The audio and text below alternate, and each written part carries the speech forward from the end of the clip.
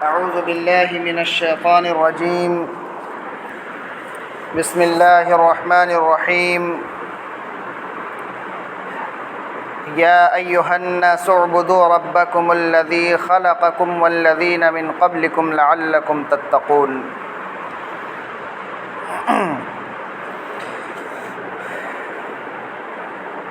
محترم مصلیان کرام،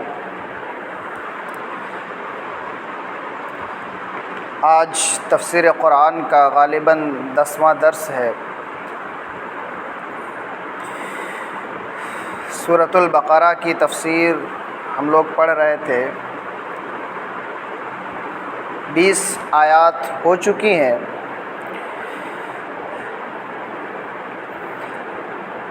اگلی آیت ہے یا ایھا الناس اعبدوا ربکم الذی خلقکم والذین من قبلکم لعلکم تتقون۔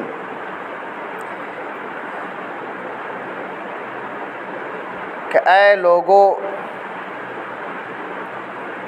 اپنے اس رب کی عبادت کرو۔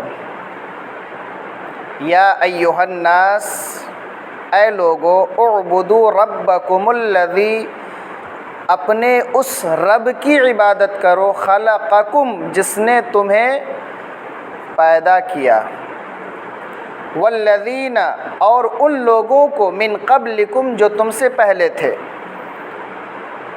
یعنی اے لوگو، تم لوگ اپنے اس رب کی عبادت کرو جس نے تمہیں اور تم سے پہلے کے لوگوں کو پیدا کیا، لعلکم تتقون، تاکہ تم پرہیزگار بن جاؤ۔ یقیناً اللہ رب العالمین نے ہم سے پہلے جتنے بھی انسان تھے ان تمام کو کس نے پیدا کیا؟ اللہ رب العالمین نے۔ اس وقت موجود جتنے بھی ہیں سبوں کو اللہ رب العالمین نے پیدا کیا، اور قیامت تک جتنے بھی آئیں گے ان تمام لوگوں کو اللہ رب العالمین ہی پیدا کرے گا، کیونکہ اللہ رب العالمین کے علاوہ کسی اور کے اندر اتنی طاقت نہیں ہے کہ وہ کسی انسان کی تخلیق کر سکے۔ انسان تو دور کی بات، ایک معمولی سی مخلوق کو بھی پیدا نہیں کر سکتا ہے۔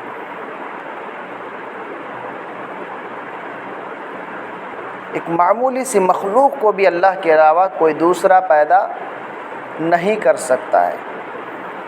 تو جب ہمیں پیدا اللہ رب العالمین نے کیا ہے، ہم سے پہلے کے لوگوں کو اللہ رب العالمین نے پیدا کیا ہے، تو عبادت کا حقدار کون ہے؟ اللہ رب العالمین۔ اسی بات کو اللہ رب العالمین نے بیان فرمایا کہ یا ایھا الناس اعبدوا، اے لوگو، اپنے رب کی، اس رب کی عبادت کرو جس نے تمہیں پیدا کیا اور تم سے پہلے کے لوگوں کو بھی پیدا کیا، لعلکم تتقون، تاکہ تم پرہیزگار بن جاؤ۔ کیونکہ ظاہر سی بات ہے، اگر ہم اپنے پہلے کے لوگوں کی حالات کا جائزہ لیں گے، ان کے واقعات کو پڑھیں گے، اللہ رب العالمین نے ہم سے پہلے کے لوگوں میں سے جن لوگوں نے اللہ کا انکار کیا ان لوگوں کو ہلاک و برباد کر دیا، بہت ساری قوموں کو اللہ رب العالمین نے تباہ کر دیا، ان پر اپنا عذاب نازل کیا۔ یقیناً جب ہم ان تمام واقعات کے تعلق سے معلومات حاصل کریں گے تو ہمارا دل کانپ اٹھے گا، ہمارے رونگٹے کھڑے ہو جائیں گے، اور جب ہماری یہ کیفیت ہوگی تو یقیناً اللہ رب العالمین پر ہمارا ایمان اور پختہ ہو جائے گا، اور جب اللہ پر ہمارا ایمان پختہ ہو جائے گا تو یقیناً اللہ رب العالمین کے احکامات کی خلاف ورزی ہم نہیں کریں گے، اور جب اللہ رب العالمین کے احکامات کے خلاف ورزی ہم نہیں کریں گے تو پھر اللہ رب العالمین کہ تمام فرمودات کے مطابق ہم عمل کریں گے، اور ایسی صورت میں ہمارا شمار نیک لوگوں میں ہوگا۔ تو اس لیے عبادت کا حقدار صرف اور صرف اللہ رب العالمین ہے، جس نے ہمیں اور ہم سے پہلے کے لوگوں کو پیدا کیا ہے۔ الذی جعل لکم الارض فراشا والسماء بناء، الذی جس نے جعل لکم الارض تمہارے لیے زمین کو فراشن بستر بنایا، جس نے تمہارے لیے زمین کو بستر بنا دیا، والسماء بناء اور آسمان کو چھت۔ کس کے اندر اتنی طاقت ہے؟ اور زمین کو اللہ رب العالمین نے ہمارے لیے اس طرح بنا دیا کہ ہم بآسانی اس میں چل سکتے ہیں۔ اگر اللہ چاہتا تو اس میں میخ کی طرح، کیل کی طرح کانٹے دار زمین کو بنا دیتا، ہم چل بھی نہیں سکتے تھے۔ لیکن اللہ رب العالمین نے ہمارے لیے زمین کو ایسا نہیں بنایا، بستر بنا دیا، ہم آرام سے سو سکتے ہیں، ہم چل پھر سکتے ہیں، گھوم سکتے ہیں، دوڑ سکتے ہیں، کام کر سکتے ہیں، سب کچھ کر سکتے ہیں۔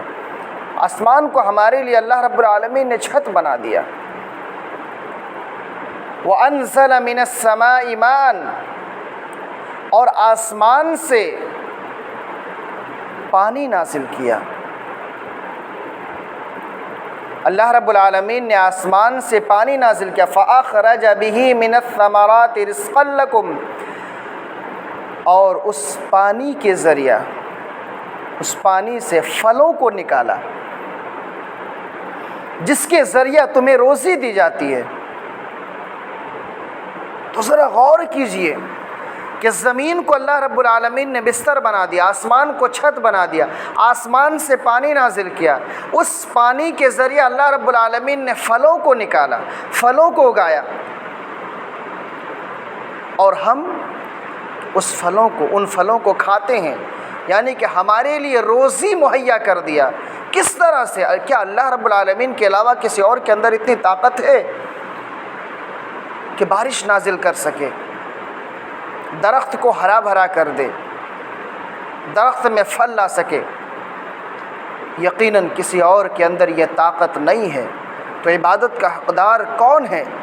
صرف اور صرف اللہ رب العالمین۔ فَلَا تَجْعَلُوا لِلَّهِ أَنْدَادًا وَأَنْتُمْ تَعْلَمُونَ، اصل پیغام جو ہے وہ یہ ہے۔ ان تمام باتوں کو بیان کرنے کے بعد اللہ رب العالمین فرماتا ہے فَلَا تَجْعَلُوا لِلَّهِ أَنْدَادًا وَأَنْتُمْ تَعْلَمُونَ، تو تم اللہ رب العالمین کے ساتھ کسی اور کو شریک نہ کرنا، اس حال میں کہ تم جان رہے ہو، یعنی تم جانتے بوجھتے اللہ رب العالمین کے ساتھ کسی اور کو شریک نہ کرنا۔ اصل یہ پیغام ہے کہ اللہ رب العالمین نے اتنی ساری چیزوں کو پیدا کیا، ہمیں پیدا کیا، ہم سے پہلے کے لوگوں کو پیدا کیا، ہمارے لیے زمین کو بستر بنا دیا، آسمان کو چھت بنا دیا، آسمان سے بارش نازل کیا، اس بارش کے ذریعہ پھل اگایا، اس پھل کے ذریعہ ہمیں اللہ رب العالمین نے روزی دیا، تو ہم اللہ کے ساتھ کسی اور کو شریک کیوں کریں؟ ان تمام باتوں کے ذریعہ ہمارے ذہن کو اللہ رب العالمین نے اپنی طرف کھینچا کہ جب ان تمام چیزوں کو کرنے والے ہم ہی ہیں تو عبادت کے لائق بھی ہم ہی ہیں، ہمارے علاوہ کوئی اور نہیں ہے۔ اور یقیناً اس سے پہلے ہدایت و ضلالت کے اعتبار سے 3 گروہوں کا ذکر ہو چکا ہے۔ سب سے پہلے متقین اور مومنین کا ذکر ہوا ہے، ان کا تذکرہ چلا تھا، اس کے بعد کفار و مشرکین کا، اس کے بعد منافقین کا۔ ان 3 گروہوں، ان 3 جماعتوں کو بیان کرنے کے بعد اللہ رب العالمین اپنے تعلق سے بتا رہا ہے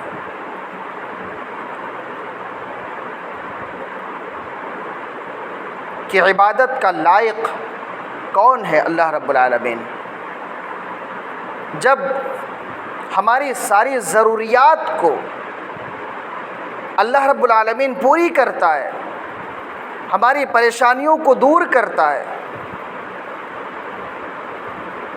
تو عبادت صرف اور صرف اسی کی جائے، اس کے ساتھ کسی اور کو شریک نہ کیا جائے۔ تو اتنی ساری چیزیں عطا کرنے کے بعد اگر ایک انسان ان تمام چیزوں سے فائدہ بھی اٹھاتا ہے اور اللہ کے ساتھ کسی اور کو شریک کرتا ہے اور پھر اسی حالت میں اس کی وفات ہو جاتی ہے، تو کیوں کر اللہ رب العالمین اسے معاف کرے؟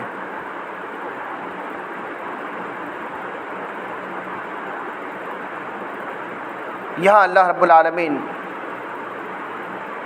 اپنی الوہیت کا ذکر کر رہا ہے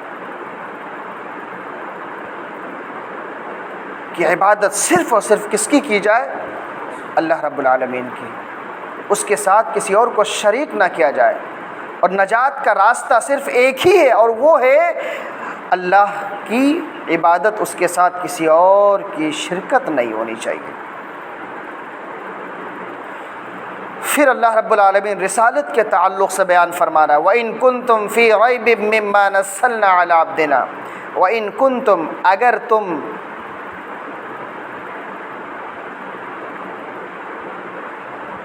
اس میں جس کو ہم نے اپنے بندے پر نازل کیا شک کرتے ہو، اگر تم شک کرتے ہو اس چیز میں جس کو ہم نے اپنے بندے پر نازل کیا، فَأْتُوا بِسُورَةٍ مِّن مِّثْلِهِ، تو تم لاؤ اس جیسی کوئی ایک صورت۔ یہاں اللہ رب العالمین نے رسالت کا ذکر کیا کہ اللہ رب العالمین نے قرآن کریم کو کس پر نازل کیا؟ محمد اکرم صلی اللہ علیہ وسلم پر۔ جب اللہ کے نبی صلی اللہ علیہ وسلم قرآن کی آیات پڑھ کر سناتے تھے تو کفار و مشرکین آپ صلی اللہ علیہ وسلم کے تعلق سے کہتے تھے کہ انہوں نے اپنی طرف سے گڑھ لیا اس کو، خود ساختہ کلام ہے یہ۔ تو اللہ رب العالمین نے پوری دنیا کے لوگوں کو یہ چیلنج دیا کہ فَأْتُوا بِسُورَةٍ مِّن مِّثْلِهِ، اگر تمہیں اس میں شک ہے کہ یہ کتاب اللہ کی طرف سے نازل کی ہوئی نہیں ہے، منزل من اللہ نہیں ہے، تو لاؤ اس جیسی کوئی ایک صورت کی بات کی گئی ہے۔ فَأْتُوا بِسُورَةٍ مِّن مِّثْلِهِ، اس جیسی کوئی ایک صورت لا کر دکھاؤ۔ آگے اور فرما رہا ہے وَادْعُوا شُهَدَاءَكُمْ، بلا لو، تمہیں اختیار ہے تم بلا لو اپنے تمام مددگاروں کو، من دون اللہ، جو اللہ کے علاوہ ہو، اللہ کے علاوہ تم اپنے تمام مددگاروں کو بلا لو تاکہ سارے کے سارے مل کر کے ایک صورت اس جیسی صورت پیش کر سکے۔ اس جیسی صورت اگر کوئی پیش کر سکے تو سارے لوگوں کو بلا لو۔ ان کنتم صادقین، اگر تم سچے ہو، اگر تم سچے ہو اور کہتے ہو کہ یہ قرآن منزل من اللہ نہیں ہے، اللہ کی طرف سے نازل کیا ہوا نہیں ہے، اس کو محمد نے گڑھ لیا ہے، گڑھ کر لوگوں کے سامنے بیان کر رہا ہے، تو محمد بھی انسان ہے، تم بھی انسان ہو، اگر اس نے گڑھا ہے تو تم بھی گڑھ سکتے ہو۔ تم کیا پورے عرب و عجم کو چیلنج کیا اللہ رب العالمین نے کہ جاؤ جتنے بھی مددگاروں کو تم بلا سکتے ہو، سارے لوگوں کو بلا کر کے اس قرآن کی ایک صورت جیسی کوئی صورت لا کر کے دکھاؤ۔ یہ قرآن کی صداقت کی دلیل ہے، یہ اس بات کی دلیل ہے کہ قرآن اللہ رب العالمین کی جانب سے نازل کیا ہوا ہے۔ اس وقت عرب میں بڑے بڑے شعراء کرام موجود تھے، لیکن اس وقت سے لے کر آج تک کسی نے اس چیلنج کو قبول نہیں کیا اور قیامت تک کوئی کر بھی نہیں سکتا۔ یہ اس بات کی دلیل ہے کہ یہ قرآن کسی انسان کا کلام نہیں ہے، یہ قرآن اللہ رب العالمین کا کلام ہے، یہ قرآن منزل من اللہ ہے، یہ قرآن گڑھا ہوا نہیں ہے، اس قرآن کو اللہ رب العالمین نے نازل کیا۔ یہ اس بات کی دلیل ہے کہ جب سے پوری دنیا کے لوگوں کے لیے یہ چیلنج کیا گیا اس وقت سے لے کر آج تک کسی نے اس کا جواب نہیں دیا، اور نہ ہی قیامت تک کوئی جواب دے سکتا ہے۔ فَإِن لَّمْ تَفْعَلُوا وَلَن تَفْعَلُوا فَإِن لَّمْ تَفْعَلُوا، اگر تم نے نہیں کیا، وَلَن تَفْعَلُوا، اور تم ہرگز کر بھی نہیں سکتے ہو، تم نے نہیں کیا اور نہ تو تم ہرگز کر سکتے ہو، فَاتَّقُوا النَّارَ الَّتِي وَقُودُهَا النَّاسُ وَالْحِجَارَةُ، تو ڈرو اس آگ سے جس آگ کے ایندھن انسان اور پتھر ہیں، اعدت للکافرین، کافروں کے لیے تیار کی گئی ہے۔ یعنی کہ جہنم کی آگ کے تعلق سے بیان کیا جا رہا ہے کہ اس آگ کے ایندھن انسان اور پتھر ہے۔ انسان تو سمجھ میں آ رہا ہے، پتھر سے مراد بقول عبداللہ ابن عباس رضی اللہ تعالی عنہما، یہ گندھک ایک قسم کا پتھر ہوتا ہے جو بہت ہی جلدی سے وہ جلنے لگتا ہے اور تیزاب اور بارود بنانے کے کام میں آتا ہے یہ پتھر۔ اور بعض لوگوں کے نزدیک پتھر سے مراد دنیا میں جتنے بھی معبودان باطلہ جو پتھروں کی شکل میں ہیں، وہ تمام کے تمام مراد ہیں کہ اللہ رب العالمین ان تمام پتھروں کو جہنم میں ڈال دے گا، تاکہ وہ لوگ بھی جو ان پتھروں کی عبادت کرتے تھے جہنم میں ان پتھروں کو جب دیکھیں گے تو کہیں گے ہم تو انہی کی عبادت کرتے ہیں، یہ تو خود جہنم میں پڑے ہوئے ہیں۔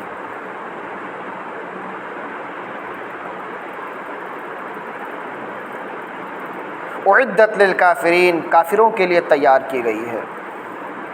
تو یقیناً اس میں توحید کی بہت زبردست باتیں بیان کی گئی کہ جب ساری چیزوں کو بنانے والا اللہ رب العالمین ہے، ساری چیزوں کی تخلیق کرنے والا اللہ رب العالمین ہے، تو عبادت کا مستحق بھی اللہ رب العالمین ہے۔ اللہ رب العالمین کے علاوہ کوئی اور نہیں ہے جس کی عبادت کی جائے، جس کی پرستش کی جائے۔